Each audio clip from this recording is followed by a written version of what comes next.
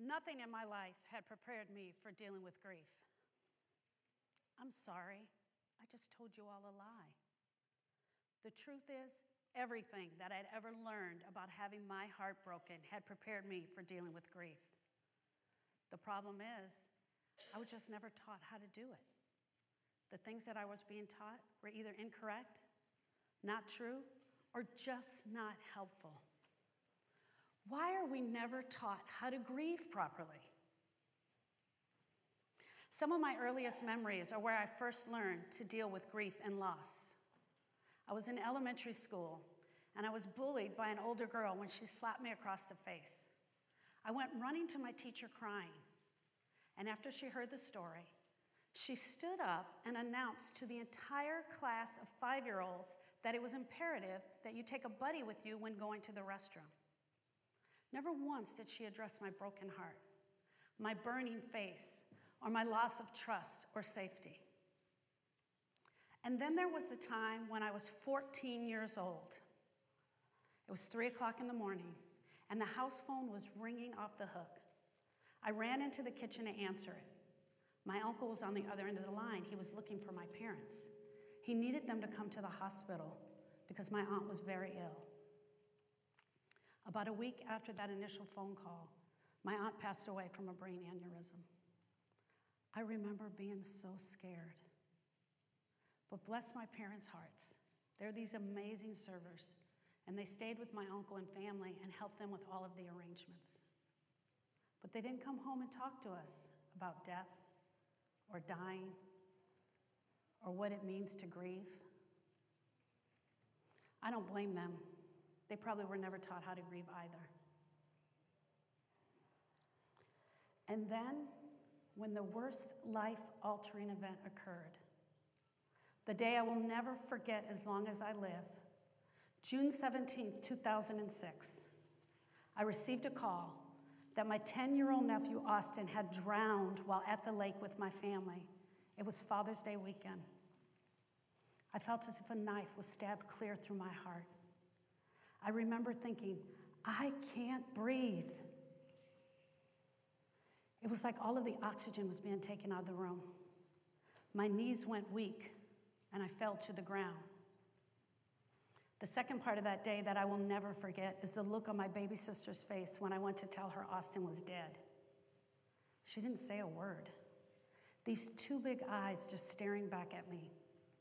Her facial expression said it all. Please, Sharon, tell me something good. And this little voice inside my head said, just tell her the truth. I'm sorry, Erica. Austin drowned. And then she went running from me, screaming. I was so naive where grief was concerned. I didn't know anything about it. I literally thought that only Erica and her husband, Louis, were going to grieve. I thought that we were to be strong for them. The exact same thing I'd seen my parents do years earlier when my aunt passed away. Part of my being strong for her meant that I called her every day to check on her. In one of those early conversations, she and I realized that we had learned this thing called the stages of grief. Something like denial, anger, it was something like that.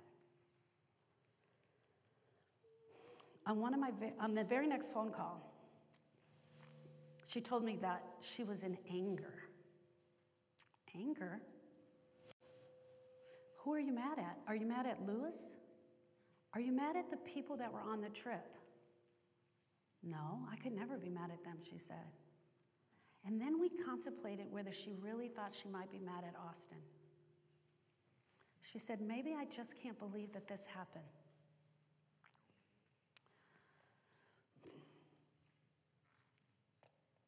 We were so confused. We really didn't understand. Months after Austin died, I remember on one of the conversations she said to me, today I'm in denial. And I was like, denial? How could you be in denial? So I lowered my voice and I leaned into the phone and I said, Erica, you know Austin died. We had a funeral. You were there. And after a long pause, she said to me, maybe I just can't believe that this happened to me. We had so many questions where the stages were concerned. We couldn't figure them out. When do you enter the stages? Does everyone enter the stages? How long are you in the stages? Do the stages go in order? You guys can see, grieving can be so confusing. About a year after Austin died, I was introduced to a program called the Grief Recovery Method. I signed myself up, and I signed Erica up without her permission, and I forced her to go. On the very first day while we were in the class, our instructor shared with us that there were no stages to grief recovery. It was amazing. She said, Sharon, consider some alternatives.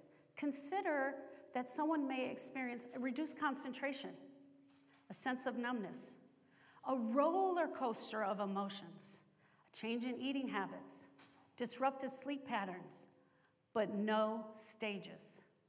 The other thing that she said to us that I absolutely loved, there is no closure in grief.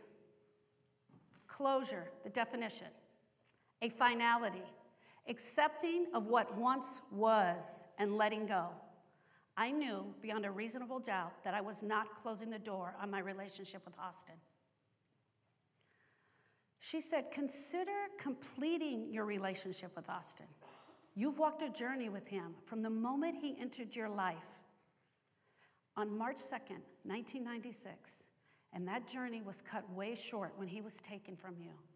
Consider coming full circle with Austin. After I completed my relationship with Austin, the knife that had been stabbed in my heart was removed. Erica and I were able to talk about him. Fond memories of him return. We could laugh. We went to places that we had taken him to before, and we enjoyed them. Where that knife was removed, a hole will forever be in my heart. I will forever miss Austin. 22-year-old Austin, I wish was right here, right now. I wish he was sitting in this audience with you guys, but he's not. And that's okay, because there is no pain, I can assure you of that.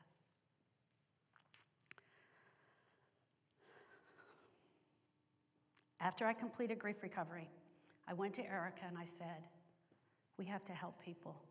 What if there's other people out there like us? What if there are other people who don't know how to grieve?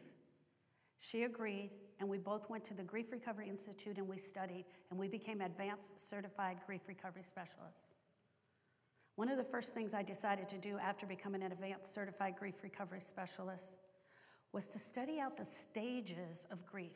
How is it that these stages got attached to grief when I knew from personal experience that they didn't work? 1969, On Death and Dying.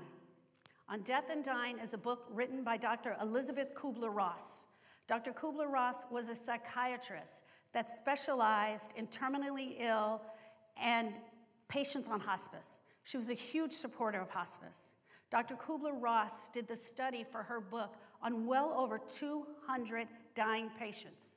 She and her interns would interview these patients. After the interview, they would retreat to her office. She would then start to talk with the interns about how they thought the dying patient was handling the terminal illness and the process.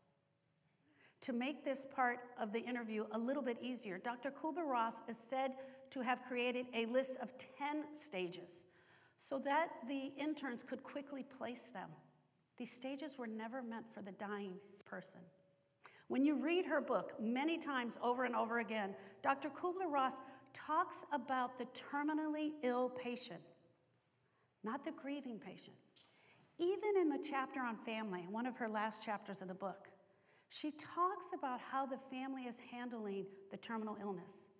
Even when she talks about grieving, when the family is grieving, she says something that is so true, that the griever needs to talk, and they need to be listened to and heard with respect. Around the early 1970s, Dr. Kubler-Ross's book began being used in medical schools. When these medical students graduated, they took the book On Death and Dying with them into their practices when they became psychiatrists. I'm here to tell you today that a huge disservice was done to us in society when someone took the book on death and associated it with grief. But Dr. Kubler-Ross left us a huge clue right on the cover of her book, where she states, what the dying have to teach doctors, nurses, clergy, and their family. This book was never meant for grieving.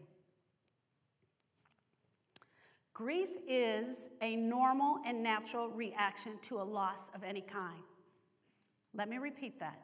Grief is normal, and grief is a natural process that we were never taught how to do until now. Grief happens here in our heart. It does not happen here in our brain. My friends, grievers are not broken. They do not need to be fixed. We know as grief recovery specialists that a griever can experience well over 40 or more known losses. People think it's just associated with death because that's what they use it most often with. But what about divorce? Breakup of a romantic relationship? Moving, leaving all your friends and family behind? Financial changes? I have used the tool of grief recovery to recover from every brokenness in my heart. I grieved all the pain left over from my childhood. I grieved the death of my father from 4 years ago. I grieved the death of my very best friend of 15 years, Sharon. They both died of cancer. I grieved a failed business venture from many years ago. I grieve the death of Austin's brother, Donovan. Yes, you heard me right. We've lost 2 nephews. But I'm not telling you that story today because Erica will tell it on her talk, Love, Loss, and Recovery. I grieved the loss of a non-typical grandchild born into my family. My most beautiful granddaughter, and her name is Ever, and she was diagnosed with severe nonverbal autism. I grieved the loss of the hopes, dreams, and expectations that my daughter had with having her first daughter. So you can see, grief recovery can be used for so many things. Breaking through the idea of 5 neat, clean little stages will take time for the medical field and society to catch up. There is a process to recover from grief. It is not a list of stages. I want to take you guys back to the beginning of my talk. Let's imagine that I'm at the beginning and I'm 5 years old and I'm in the classroom and I get bullied. I run back to my classroom to my teacher. What if, instead of trying to fix me, she listened to my story? What if she got down on her knees and said, Sharon, I'm so sorry that this has happened to you? What if she gave me a hug instead of trying to fix it? What if she gathered all of my friends around and we sat on the carpet and we talked about what it means to grieve, be fearful, and have a broken heart? What if at 5 years old, I began to have the beginning stages of understanding what it means to process grief? What if we could all learn how to recover from grief? I do believe that we can live in a world where we can all recover from our grief. I have that for me, and I want it for you too. Austin, thank you very much.